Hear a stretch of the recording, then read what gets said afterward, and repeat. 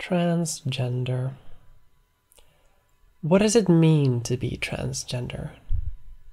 Well, simply enough, it's identifying as a gender that you weren't assigned as at birth. But it's more complicated for that for some people. Today, I'd like to quickly examine the cause of some friction between different groups of trans people, and perhaps trans people and society in general. I think I'm pretty qualified to talk about this because I'm transgender. At least, I think so. However, because these topics can so often become angry and bitter, I think it's best that maybe all of us snuggle up in bed and take a while to breathe and take it easy. Today, I invite you to relax while I discuss chosen social identity. There are no hot takes, there's no drama, there's no anger. Just breathe.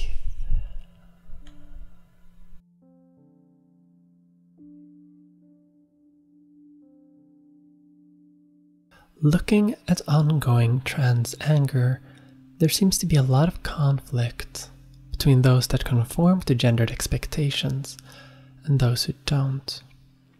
And while typically some trans people are simply classed as gender non-conforming, I think that there are more layers to this than one might realize. It's not just about gender per se. What does it even mean to be gender non-conforming? What does gender even mean in the first place?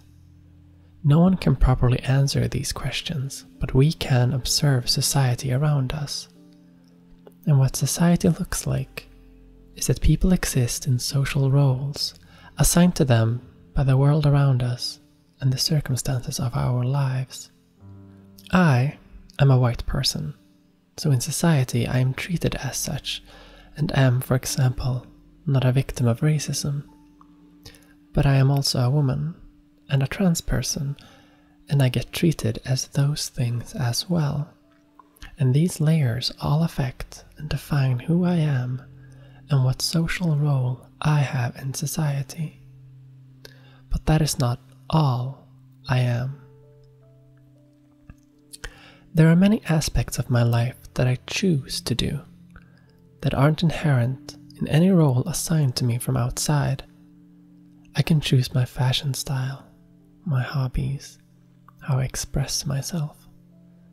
These things form what I want to call my self-constructed social expression. And while many focus on gender expression, I don't believe that this is all that is relevant. There are some ideas of womanhood that feel fairly unique to trans womanhood, as in catgirl, striped thigh highs, indie game developer communists. There are cis women that do this too, obviously, but there is no denying that this idea is sometimes prevalent in certain trans communities. And while it's not inherently a negative, there are cases of backlash against this self-constructed social identity when people mistake it for the unchosen role that we are all stuck with. And backlash can be angry.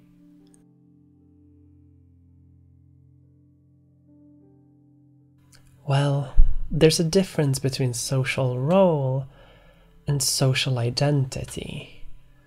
We can choose how we express ourselves, but we can't really choose our social role. We can't choose to not be trans, and so the social role that we have in society is trans. Obviously, it can depend a little bit, depend on your flavor of trans, but in general. We can, however, choose our own social identity. Cis people didn't choose these aspects of ourselves. Some will choose to adopt the social identity of a 1950s housewife, while others will adopt something more akin to catgirl communist. But these social identities have nothing to do with our gender. Similar frictions exist within cis communities as well, and despite the nuances, the people within them still have their gender respected. However, patriarchal expectations have always favored one type over another, the ideal. Similarly, I've seen trans women fight over what it means to be the ideal trans person. But the thing is, despite having these subdivisions, we are all still trans, and it doesn't really matter how we express that. And I'll try to explain why. Unfortunately, no matter your expression, the social role of trans people will remain more or less the same. If a trans woman conforms or not, she is still trans, and subject to all of the societal expectations and consequences that entails. Only the expression changes, and most often that expression is almost entirely aesthetic. Have you ever heard someone complain about trans trenders with their rainbow hair? I think this is an example of confusing gender identity, a part of social role, with social expression, hair color. And saying it like that, it sounds obviously unreliable, and yet there are many in the trans community who believe that to properly be trans, you need to make an effort to pass, to conform. I've talked about why in the past, but I think it's worth re-examining. A lot of people will misinterpret gender identity with social identity. Obviously, some people are just asses, but some people genuinely see no difference between the inherent unchosen parts of who we are with our expressions that are unconnected to that identity. This is why some people are really angry at some trans people for not wanting to pass, for having blue hair, for not conforming to the expectations of that gender. And it's important to note that these expectations exist within the trans community as well, and are sometimes reinforced by other trans people. But it doesn't really make sense.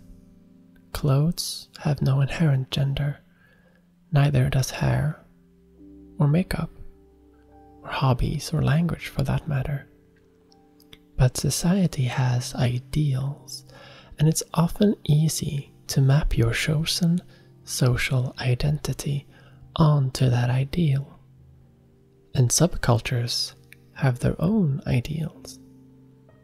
Early in my transition, I did the striped thigh highs, the short skirt, and the choker, because in the circles where I was spending my time, that was the trans woman ideal of fashion.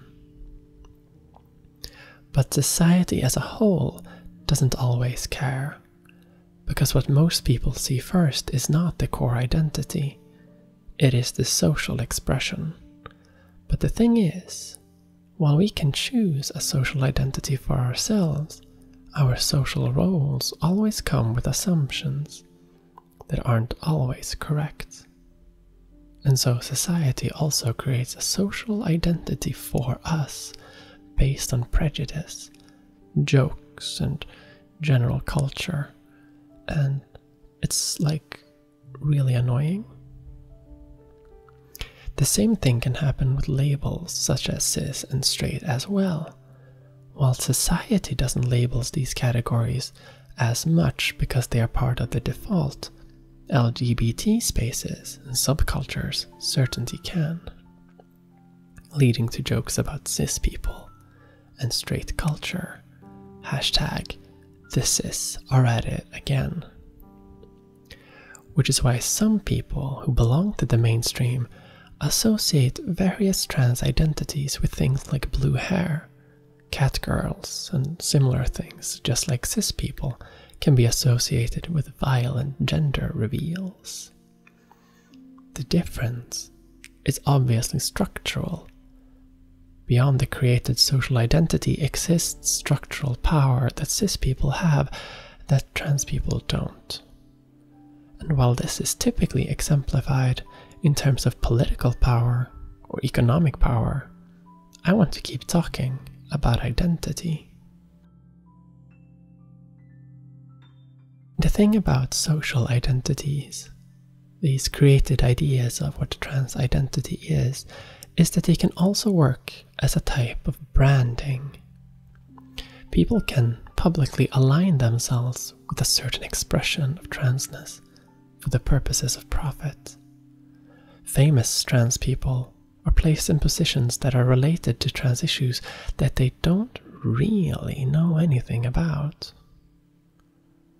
Trans people are taken as authorities on transness, which can benefit all sorts of people. For example, on YouTube, including me and other YouTubers, such as Blair White. But as always, we live in a society, and branding becomes universal.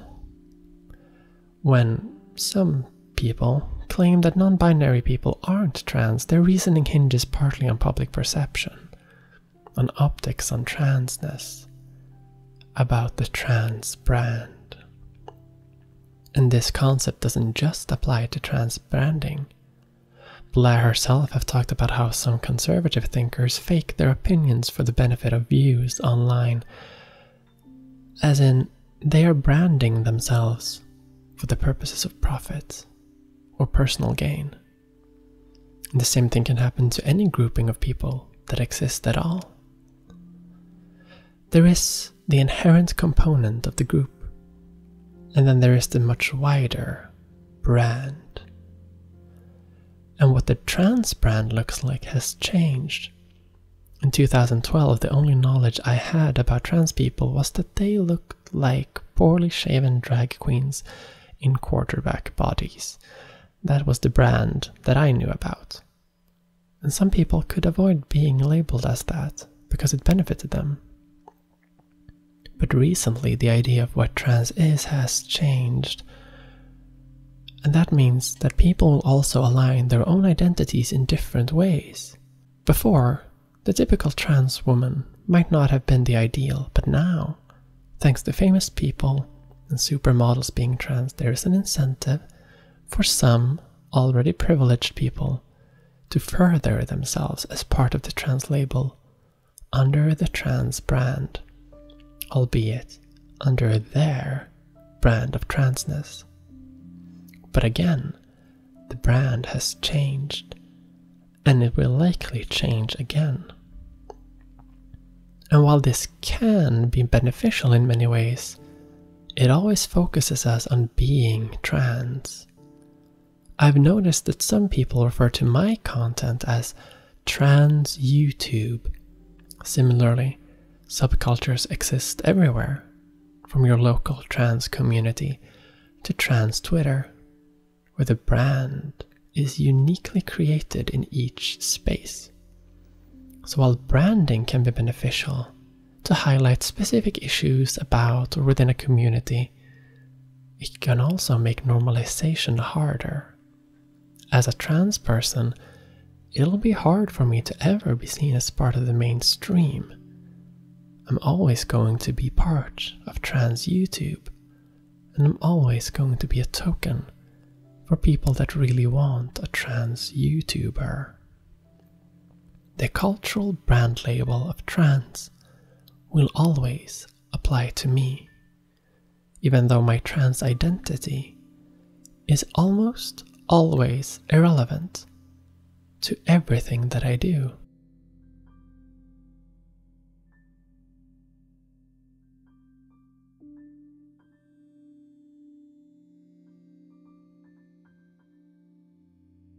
This is not necessarily a bad thing, but it's strange to me that my friends who are cis and straight will be able to do content and live their lives however they wish, while me and every trans person will always be categorized as trans first and foremost, and will always be subject to the perceptions of what trans is branded as.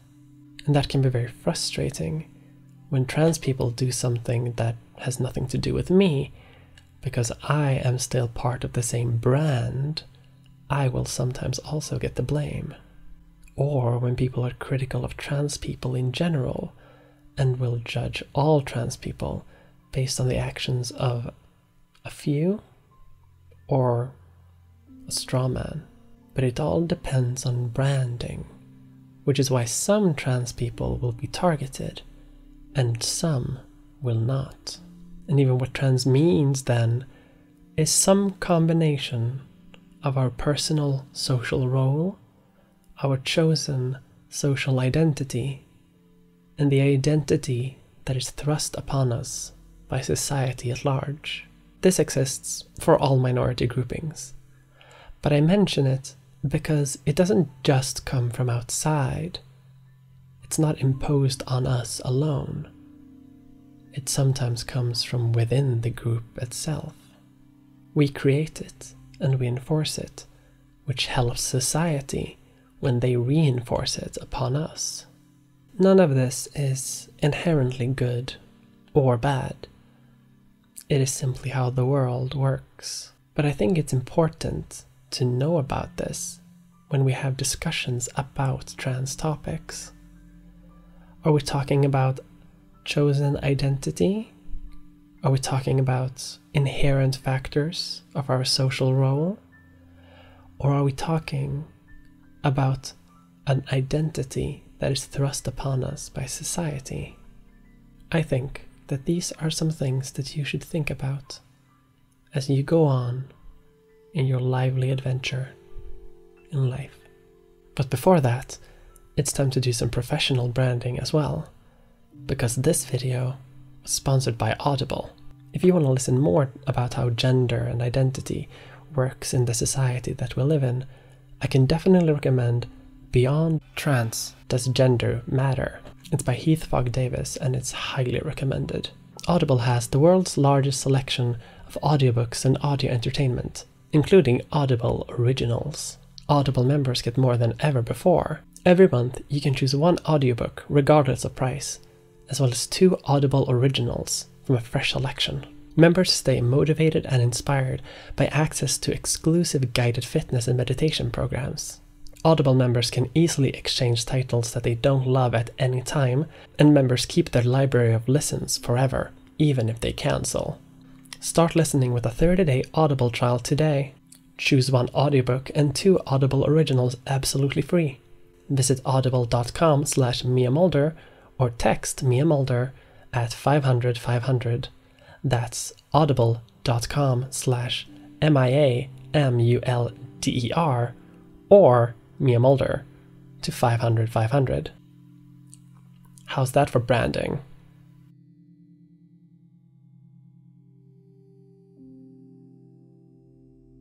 This video was a bit different than what I usually do.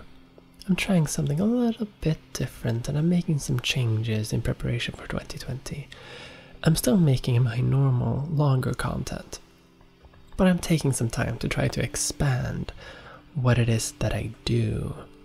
And I would not be able to do what I do without the support of my patrons.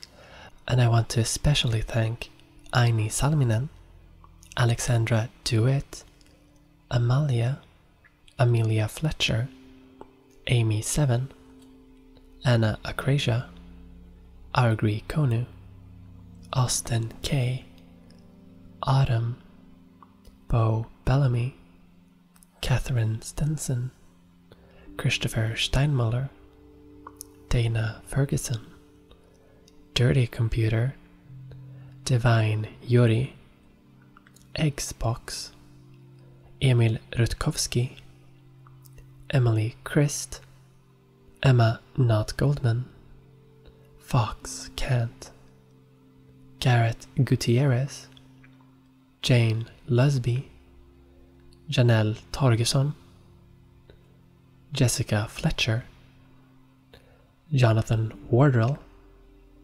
Joshless, Josie Vulpes, Jörgen Danielsen, Kitchens, LPQ Silver, Linus 2.0, Marcin Servan, Michelle, Miles Lampard Gillum, Molly, MSG, Nicholas Trevino, Patrick Stack, Phobos 2390, Rose, Riley Knox, Safi Huck, Scary Sun, Serenity Laboratories, Simon Christensen, Sitseries, Sula Emanuel, Thoros of Mir, Tiffany A, Uncle Cheese, Vinder, and Vivian Crow. Thank you all.